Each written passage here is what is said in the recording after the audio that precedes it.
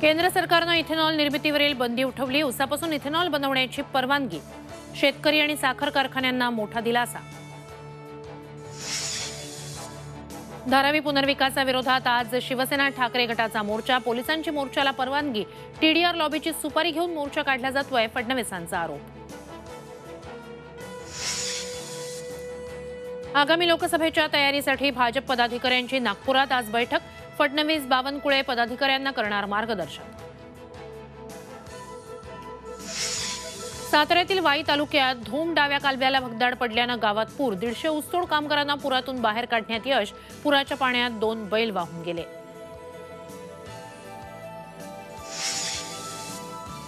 बीडमध्ये कॉपीचा भांडाफोड करणाऱ्या सहकेंद्र प्रमुखाची बदली। परळीच्या नागनाथ अप्पा हलगी कॉलेजमधील प्रकार। अभियांत्रिकी परीक्षेत खुलेआम कॉपी। गुजरात टायटन्समधून हार्दिक पांड्याची घरवापसी। मुंबई इंडियन्सचा हार्दिक पांड्या नवा कर्णधार। रोहित शर्माच्या चाहत्यांची नाराजी।